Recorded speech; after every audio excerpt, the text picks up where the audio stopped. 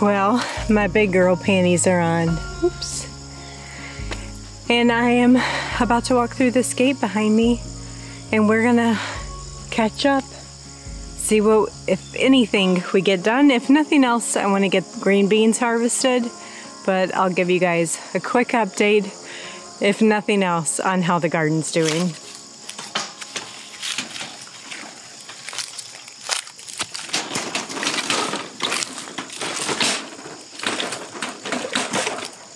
Well, as you can see, there's a lot still growing in the garden. A lot of good things. A couple bad things. Just I missed the opportunity to maintain it while I had all the activities going on the last couple weeks. But a lot of positive things too. So I'm out here to get excited again with you guys. And there's one thing that will brighten my day more than anything else in this garden right now. And it's right over here.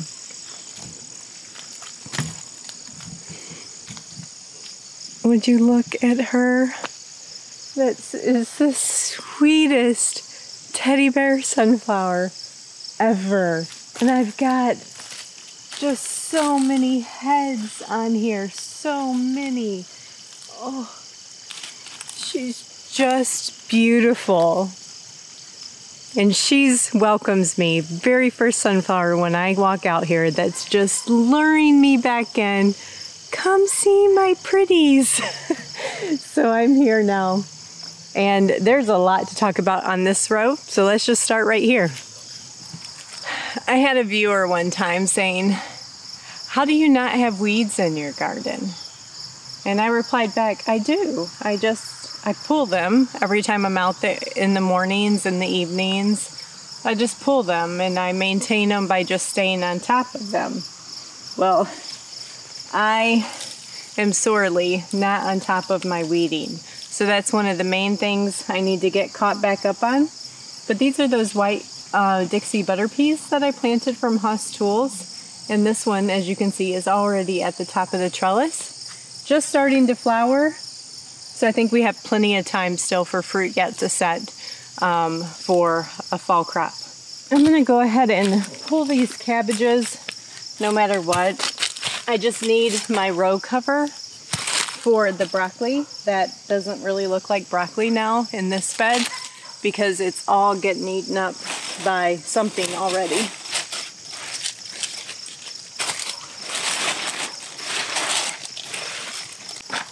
Really pretty head of cabbage here. This one's got quite a bit of bug damage on it. But we'll just pull back the outer leaves as best we can till we don't have any more damage.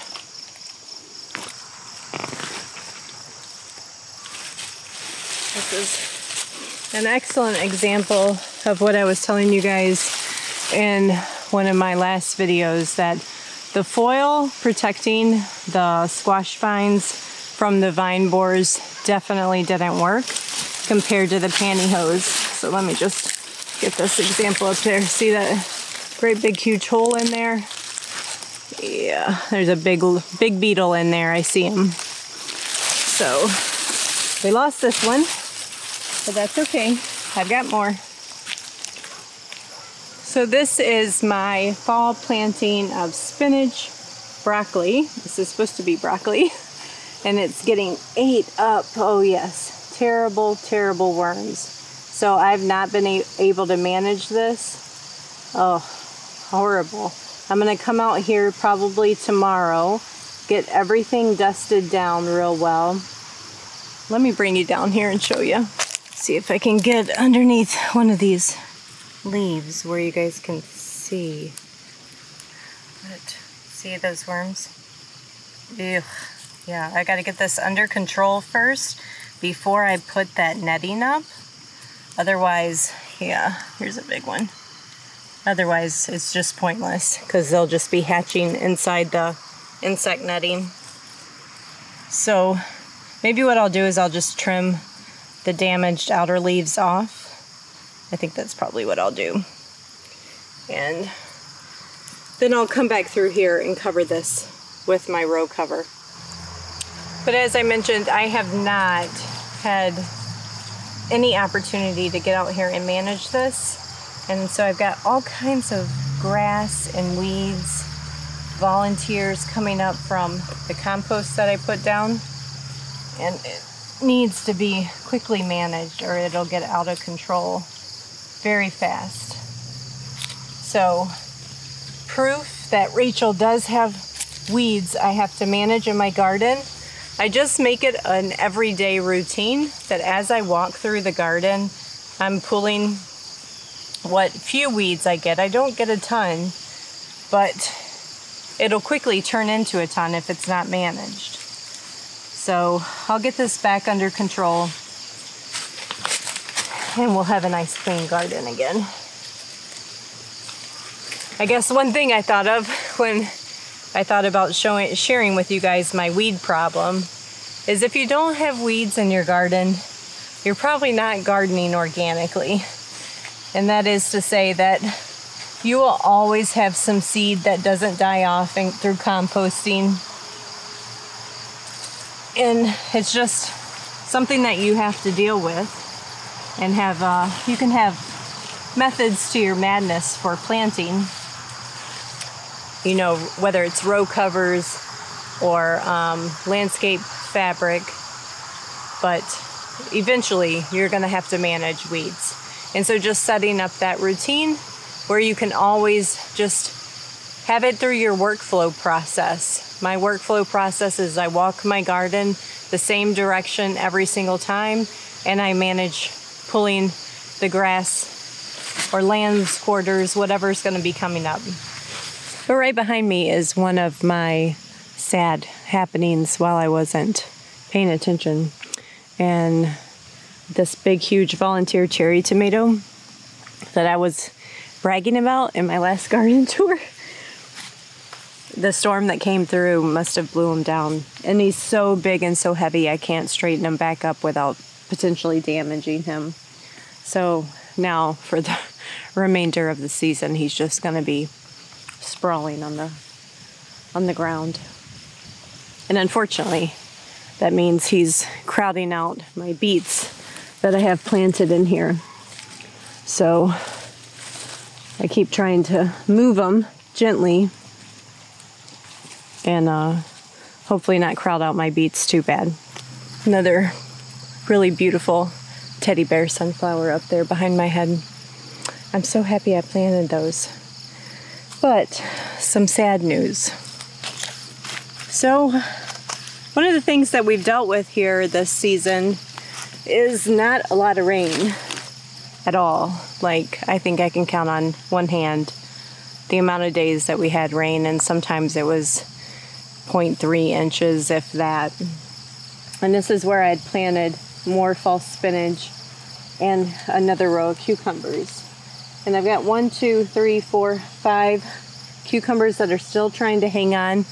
I don't think I'm gonna have time, guys. I think I'm gonna have to just chalk up 2020 to just a bad cucumber year and not have high hopes on these. I mean, if I get something, I'll be grateful, but I'm not gonna pause my preserving plan in hopes for these, I guess is what I'm trying to say. I'm probably gonna run up to the farmer's market here shortly, the same one where I get my beets from, and I will pick up probably about 30 pounds of cucumbers and get those pickled up. But my spinach too, I'm guessing because I didn't manage the watering while everyone was here, a lot of those died back, and I think I can count 10 spinach starts here. So, oh well, this row is kind of winding down, I guess, is all I'm trying to say. I have another zucchini that bit the dust back there, so we'll pull that out. And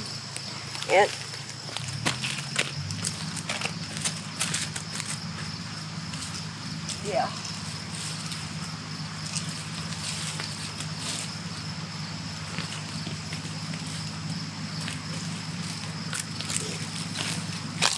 Okay, this one was an interesting story. So it had foil originally, and yeah, there's You can actually see the larvae in there. And I thought I got it, like did the dissection process and pulled out the larvae that I found. I either didn't get them all, or it was just already too much damage. I'm not quite sure. And then I went back around and I dusted it real well and wrapped it with pantyhose, but this thing is just eating up all inside of it. So I still have a few pumpkins hanging on and one zucchini. No, 1, 2, 3, 4 zucchini plants hanging on. So I just need to really nurture and protect those that are remaining now that I have time back in the garden. Well, here is another oops I missed. I had been babying these cilantros, not babying them, just letting them be so I could save the coriander. And I've missed so much of it. Like there's hardly any little seed heads left. So I'm probably gonna have a lot of volunteer cilantro in this little section here, but I'm gonna pull these in right now and we'll take them in and harvest them. This will be my first time. I guess there's a tip that if you put them inside a paper bag and they'll just eventually fall off in the paper bag, or you could maybe shake the stems and get them off. So I look forward to that. We use a lot of coriander in our cooking, so it'll be nice if I ever am smart enough to stay on top of this. And it's just another herb that I won't have to buy at the store.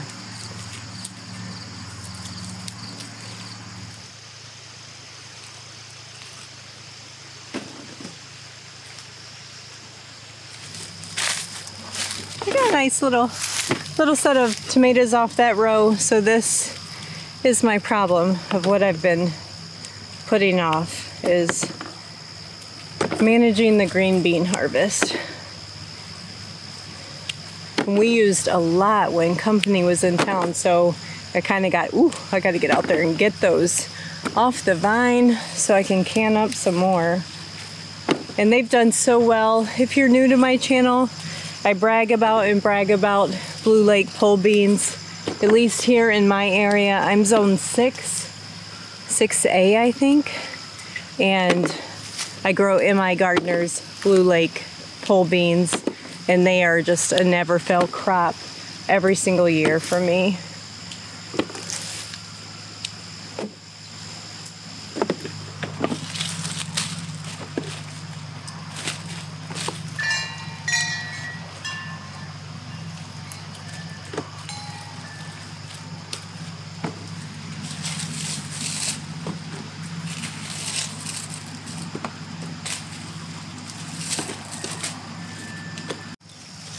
Looky what I'm harvesting. For the first time ever, my Hank's Extra Special baking beans. I'm super excited. This isn't even all of them. So I'm a little nervous because some of them do look like they got moldy. So I think what I'm gonna do is take these in and just bundle them and let them hang until they're completely dry. Or I might even just take the pods off. That's probably what I'll do. I'll take the pods off, and if you guys want to open one together, they're pretty dry. I've never grown these before. Oh yeah. So this one had 2 beans that didn't develop, but 2 beans that did. So that'll be really exciting. I said this year when I planted them, I was just going to plant them for seed collection. So I had enough seed to do an actual proper crop next year. Oops. Okay, so it looks like I'm averaging, wow, they dried really nice on the vine. 4 beans out of that pod. Cool. So I also have the, let me show you. You can see kind of things are laying down back behind the beans are behind my tomato plants, and those are all my shelling beans. So I've got the Hank's Extra Special that are all dried out. You can probably see if it lightens up. See all the light pods. And the black turtle beans I have to harvest. I'm not going to get it all done tonight. I was just pulling a few so I could show you guys. And I got it done what I set out to do though, and that was harvest my green beans. Let me grab my basket. My basket of beans. So I'm going to have this on my agenda tomorrow for preserving. Probably have green bean Velcro all over me. Here's another area that sorely needs weeding this whole way, and I've got to get these sweet potato vines flipped back that are crawling into my peas. But guys, look at my peas. They're coming up so good. Yeah. But if you guys remember, I had a beautiful Cherokee purple pumpkin here, and it got knocked over. And it's kind of hard to see the tomatoes now and all these sweet potato vines. But it's funny because it's now reaching up and probably rerooting itself and growing beautifully, really much like a tomato naturally would want to be a vine. So here's part of its plant growing up, and there's just a ton of tomatoes on here. It's just really hard to see them. And I don't want to stress it by standing it back up again. It's so heavy, I'm fearful I'd break it. We're still a month early yet, but is anybody totally anxious and curious like me and want to see me dig in here and see if we have any sweet potatoes? I'm like a month out from harvesting, and I saw Jess over at Roots and Refuge harvest her sweet potatoes the other day. I'm like, oh, I want to do that. So let's do it. Let's just see in this one spot if we have any sweet potatoes. Doesn't feel too good.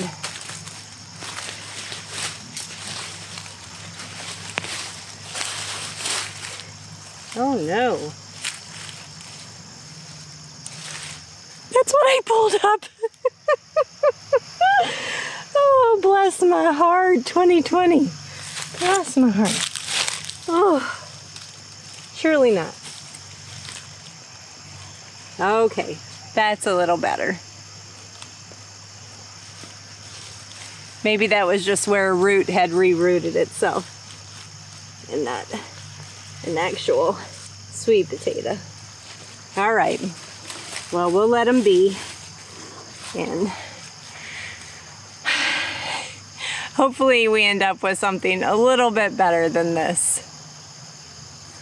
See you guys later.